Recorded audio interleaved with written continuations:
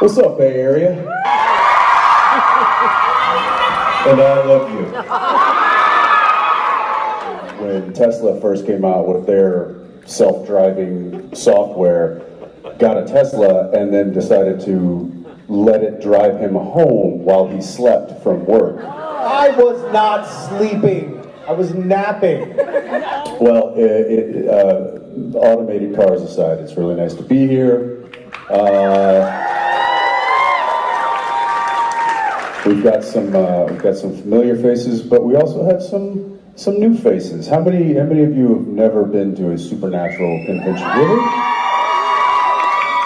You know, we do these all the time. We've got the microphones, which means we have the power. The microphone makes me their god.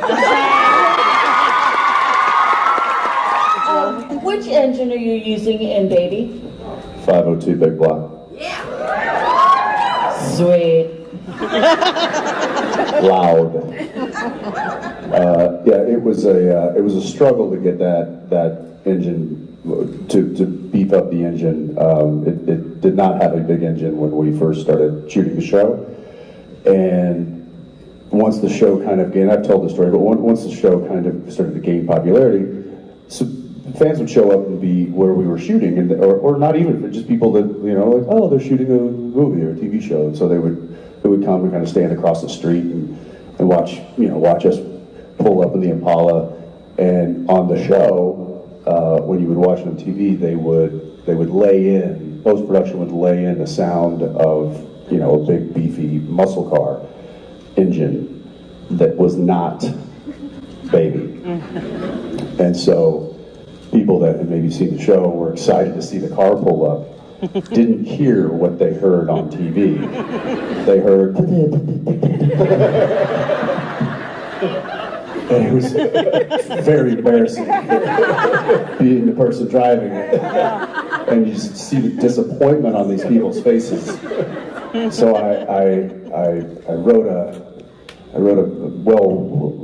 heavy-handed email to the producers and said, guys, come on, this, like, you gotta help us out.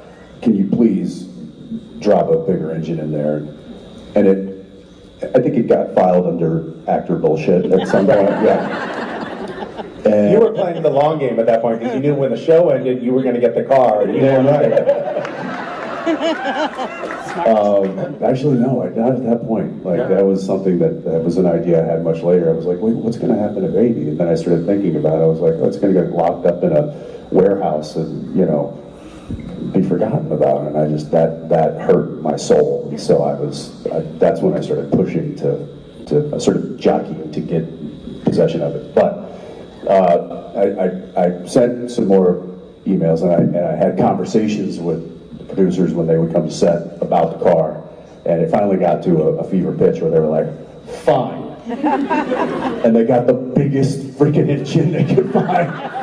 And it's actually a marine engine. So it's a 502 Big Block boat engine that just is so obnoxiously giant, loud, and powerful that usually when I would just, you know, hit the gas going out of a parking lot or whatever we were doing, the back end got so squirrely because of the power of that car. There was an episode, and you guys probably would help me remember this, but when I come running out of a motel room and somebody is stealing the car. Do you remember this? Yeah.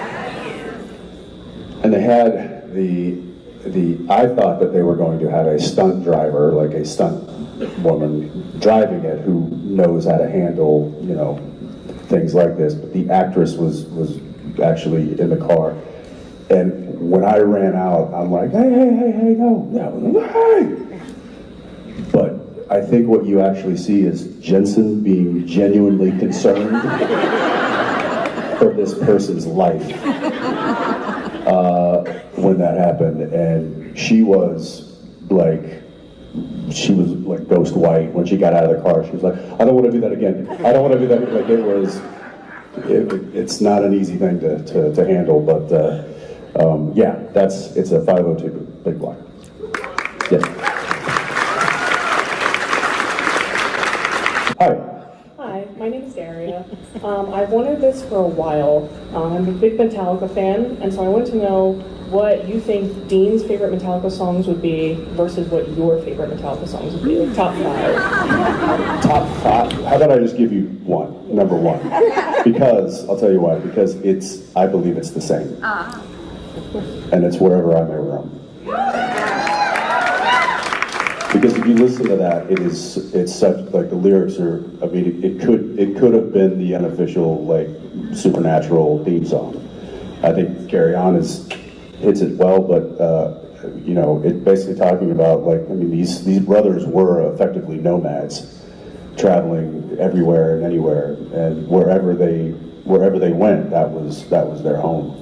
So it's that song resonates with me personally, and I think it would certainly resonate with Dean. I mean, look, I'm Black Album all day long. Like, I could just, like, tip to stern, right? So, you know, Sandman and One, and, you know, where all those, that, like, how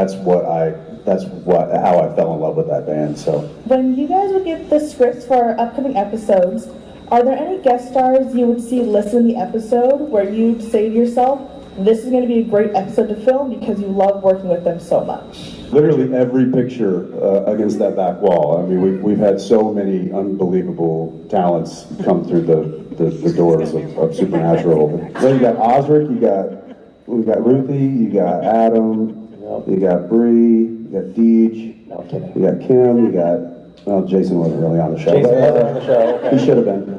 Spade, Benedict, Lisa Berry. Lisa Berry is definitely one that when I saw. Yeah, I will say this. Lisa was one that I got the fortunate. I was fortunate enough to get to work with her quite a bit, probably more than most of the other cast.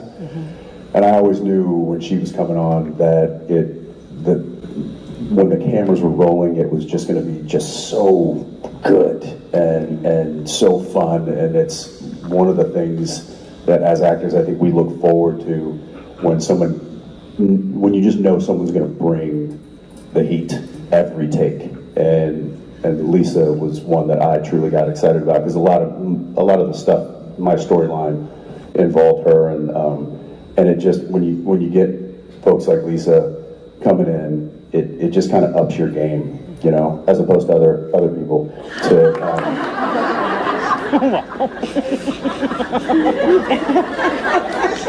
Yeah. Tim Amundsen, another one. Kurt Bullitt, Ty Olson. Yeah, we were on for a long time. We had a lot of people come through, the doors, like I said, but we got so lucky with so many, not just talented performers, but really good people. I think it's one of the many reasons why we love to do these things, because it's not just the fact that we get to see you and we get to share in this common love for a story and characters, but we also get to hang out with these people that we genuinely enjoy hanging out with and seeing and reminiscing with. So, yeah. Mark Pellegrino.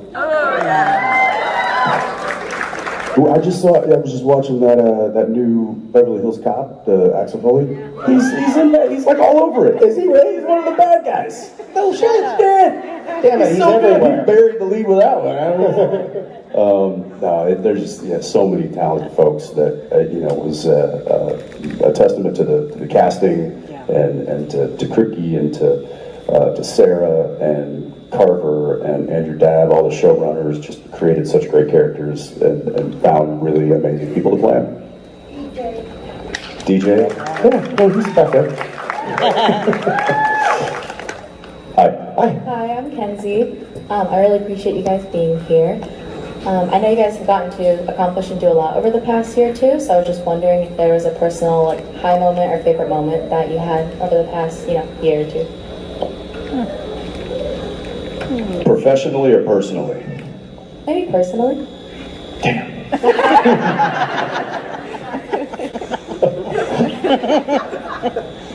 I'll give you a highlight.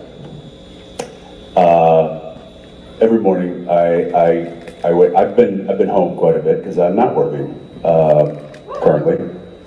That's about to change.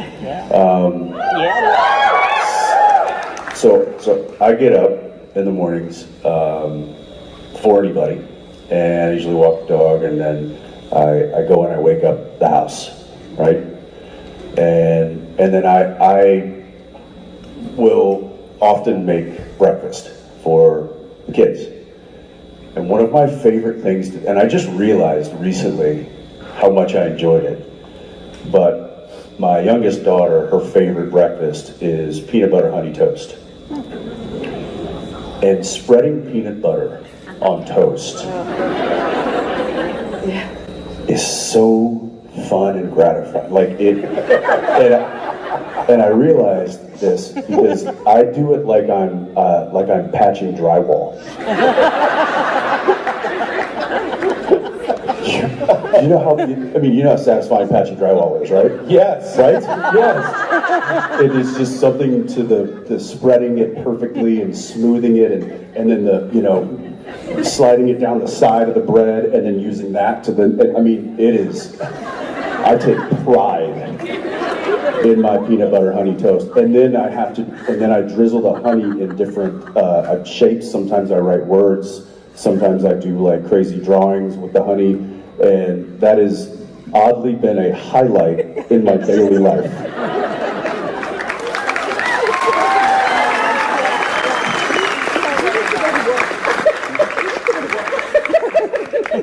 She goes, "You need to go to work." I know. It's getting bad. It's funny, my wife says the same thing. We used to have a table on set. Jared and I they had to get rid of it because we wouldn't come when we were called to set. Hey guys, can we get a ping pong table for future shows? I promise. What's that? No, I promise that we'll stop the game, pause the game. We used to have one in the green room. We'll pay to watch you. We used to have one in the green room? No, that was some janky little net that you put on a regular table. That doesn't count. It's not regulation, Norton. I couldn't get us out of the room. We used to also play wiffle ball. That stopped. That got mixed too. We're children, basically. Remember they took the lights off the Impala? That was Jared's fault. They disconnected the horn too. My fault. We don't get nice things. No. Our on-set carpenter, Dave Carp. Yep. Everybody on the set is their first name and then their department. That's their names. Right. Charlie Dave, we had Robin Props. It's everybody's like, it's their name and then their department. But Dave Carp used to have to reinforce all of the set doors with extra hinges and hardware if Jared was going to open the door. Just open the door? Because it's not like he came in like Kramer. He just was. Right, that's what I'm picturing. He just broke stuff all the time. I mean, literally a moose in a china shop. That's what. Yeah. What were we talking about? What was the question? Did we answer it? Was there a question? Oh, what you're calling It was great. It's great. She's like, it's great. I'm going to go back to my seat now. Thank you. Thank you so much. Love you guys. All right. This is for Jensen. What's your favorite episode of Supernatural? She doesn't care what your favorite episode is. You know what? I will answer your question, but I have a question. Misha, what is your favorite episode of Supernatural? Well, Jensen, thank you for asking. That's very sweet of you to wonder. Unfortunately, I can't remember the names of any of the episodes, but there was the one where Castiel was featured a lot. Do you remember that episode? I don't. Maybe I dreamt it. My favorite episode, which is Baby.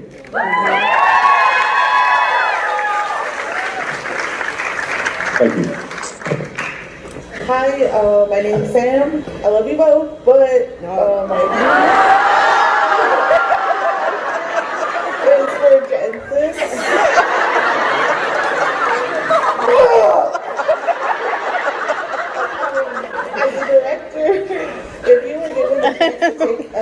take over an episode for any show. Jennifer, what would be the challenging part of directing that episode? Of any television show? Anything. Oof.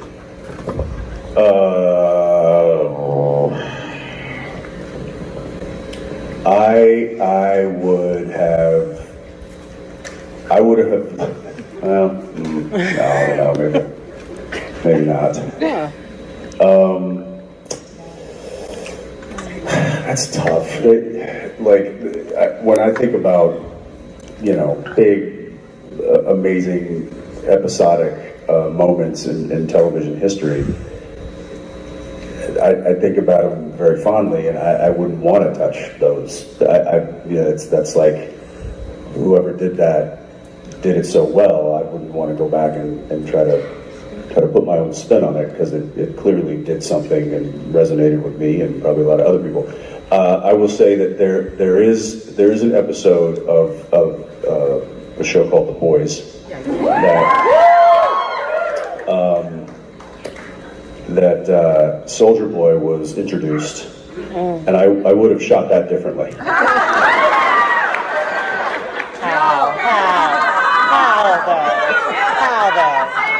I would have shot that just maybe a little less. A little less wide lens. Maybe a little less revealing. If I could turn back time.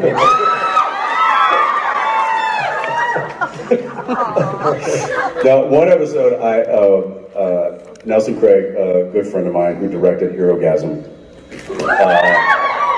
and I thought he did just an incredible job. But I remember during the filming of that episode thinking, man, that's got to be fun to be in that seat doing this kind of craziness on a show that is so popular at that moment. And I was legitimately jealous of Nelson in that moment. So that's one that comes to mind. That, man.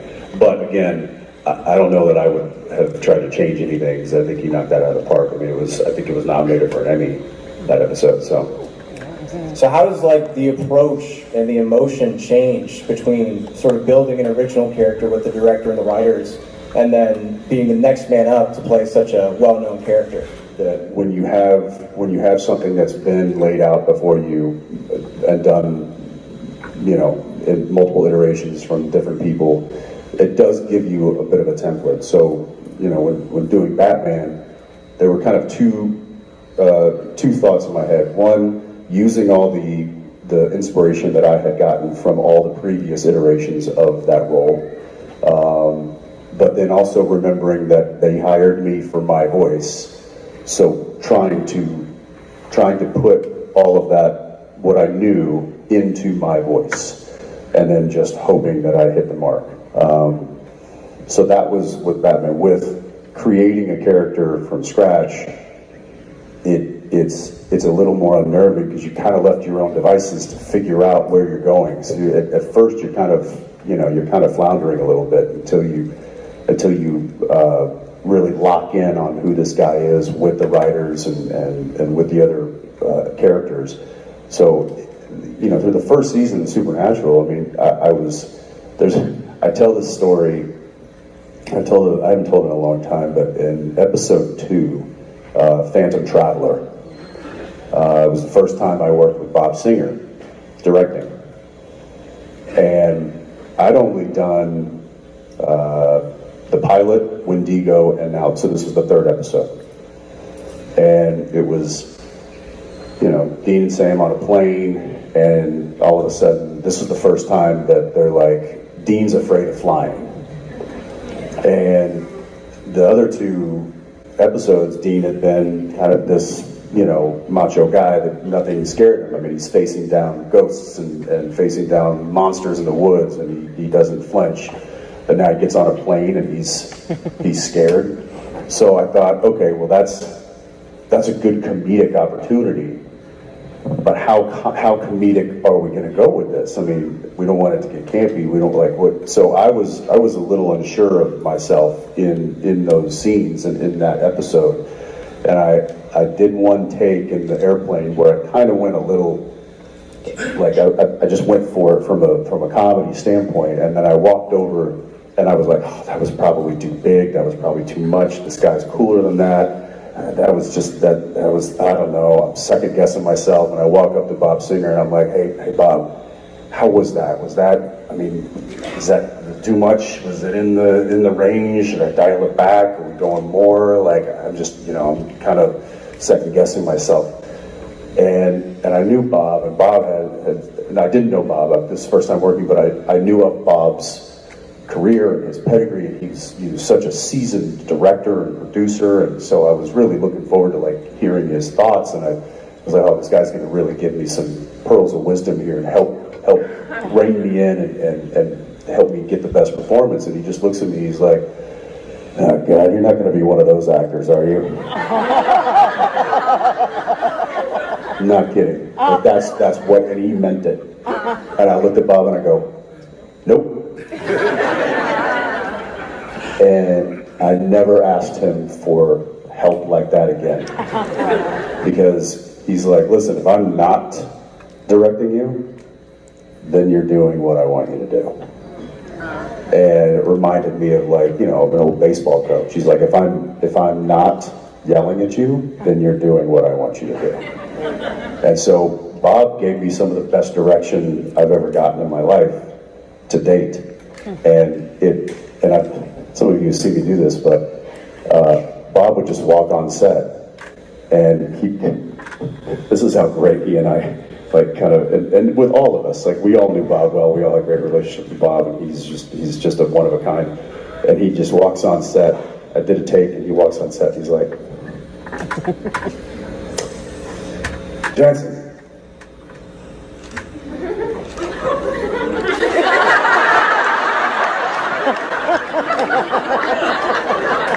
I go, got it. And then I did. I knew what he wanted. He was like, it wasn't there. Give me something more. Find a different level. Figure. And then the next take, I did something, and he walks on the set, and he's like, see, that's good directing. Moving on. Like, he's like, that's what I wanted. Yeah. So if he clapped and started looking around, that means he's thinking about the next shot, which means that we got that one. We're moving on. He would walk on, like, sometimes the way he yelled cut, we knew if we were moving on. He would go, God. That means he's happy, we're moving on. Sometimes he wouldn't yell cut at all. He would just be like, he'd walk on, the scene would be over, and he would just walk on set, and he'd be like, cut. Jensen.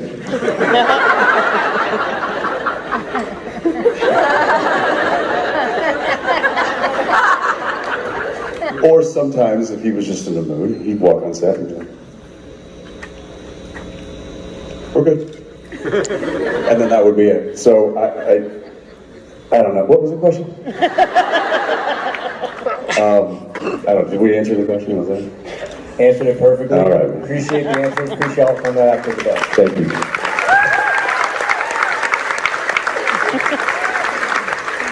I really love your guys' like clothing style. It's kind of been yesterday was really nice. What's that? Your outfit yesterday was really nice. I know, I phoned it in today. Okay, the shoes are great. Anyways, I love your guys' style, and I was wondering if you guys had any like favorite brands or any inspiration, like different people would give you inspiration for? Brands. You said like daily wear, is that kind of, or like if we're going to an event? Just daily wear, like stuff you wear at conventions is really nice. Daily wear, so that stuff, like, there's a brand called Frame that makes good stuff, Rag and Bone. Faraday makes some, I think the shirt I had yesterday was a Faraday shirt. Yeah, it's, there's a store that I go to that has kind of a wide variety of different clothes and stuff, and, it's like a department store, but if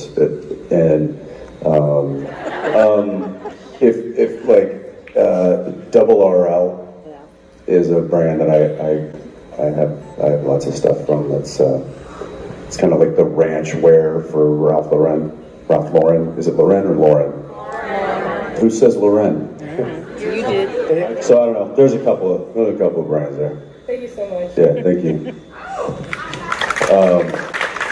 Carhartt actually makes some really good stuff. I'm trying to think of it'll come to me, whatever. Hi. Hi, my name is Kim. Jensen, when I saw you as Soldier Boy on The Boys, it was like seeing my childhood come back. So thank you. I have questions.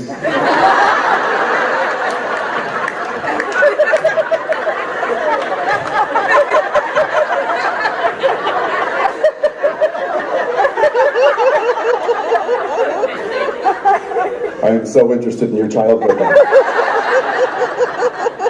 My question is what? Best we not talk about it. I will spare you all me telling you that Jensen is an excellent actor and that I think he'll probably wind up It's okay, they can hear it. No, they don't want to hear it. That he'll probably wind up an A-list movie star at some point. I'll share something that is a little bit more insider baseball about Jensen professionally, which is that he took control of the set and established a tone of professionalism and courtesy and kindness to one another on the set that is very rare in our business for some reason. Typically, when people are given the keys to power in Hollywood on set, they turn into self-serving prima donnas. And Jensen, you consistently set a tone of being respectful and professional and inclusive and made guest stars as well as crew members feel welcome and relevant and heard. And there's a reason the president of our network every year would host a dinner in Vancouver and would bring the cast of Supernatural to the dinner and then bring casts of other new shows to the dinner as well, and basically told the new casts, be like these guys. And I was late to the party. I was the new kid on the show. When I got there, that tone had already been established, and Jensen, you for sure carried the torch of that tone. So that probably for me is the thing that I will carry forward in my career the most, having learned from you. That was so difficult. Thank God it's over.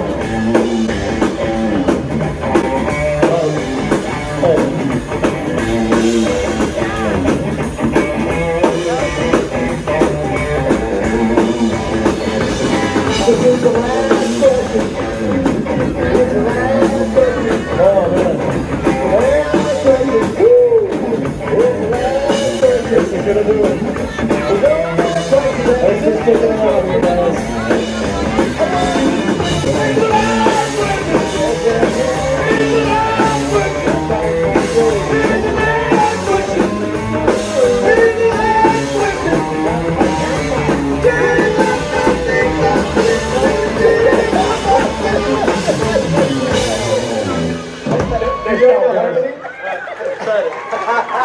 It's cool. It's jazzy. It was a little jazzy. A little freeform. Yeah. Hi. Hi. What's your name? My name is Edna. Hi, Edna. Hi. You have the last question. Make it good. Okay, well, so I find it funny when young kids curse, right? And especially when they do it accidentally in the correct context. My question is if any of your kids have accidentally cursed, and what was your reaction?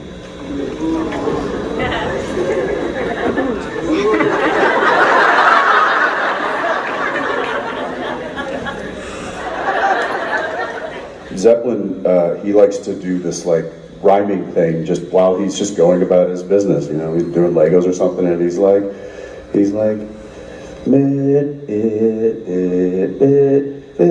shit. I was like, but I'm like, don't call attention to it, because he doesn't know what he's saying. So I haven't necessarily had to worry about them. And Arrow's the one I'm worried about the most, because I know she knows, and I know she's waiting. She's just biding her time. She's going into 6th grade. She knows all the words, but she's never slipped. Really? She's never slipped. She's a little angel until she isn't. But she's. Oh, I know it's coming. No, I don't know. She is a super good kid, and she'll play music. I let her DJ in the car. I hand her my phone, and she DJs while we're going to school or whatever. And sometimes she accidentally does the explicit version of songs, but she's always very good. She's like, no. If it has an E, you can't play that song. You got to find the one that doesn't. And I think she accidentally played one that was explicit, and it was just her and I in the car. And I was like, and then the word, there was a couple of words, and I was like, whoa, hey, where are we? And she's like, I'm sorry, Dad, I know those are bad words, I won't, let me just fix this. And I'm like, okay, you don't use those words, do you? She's like, no. I'm like, do your friends use those words? She's like, which ones? So, I simply say, I'm like, those are adult words. You can say them when you're an adult, but when you're a kid, don't say them. Those are adult words. And even when somebody says it, we hear it, like somebody drops an F-bomb or somebody says it, I just look at her, I'm like, adult word. And she goes, Dad, I know. So that's what we say. We just say those are adult words. It's not those are off limits, you can't do it, it's just like, you can't drive a car, you can't vote, you can't use that word. Did I ever tell you this story just really quickly? My son Calvin was little, and he wanted to see a movie that I was in called Waiting, and I said, you can't see that, it's for adults. And so when he got to kindergarten, the teacher asked everybody, what do your parents do? He said, my dad does adult movies.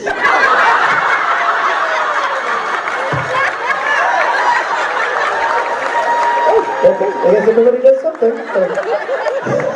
And then brought up a picture of you on The Boys. Yeah, exactly. Turns out it's true. See? Thank you. That was the last question.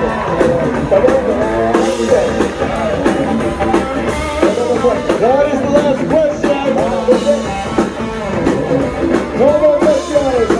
No more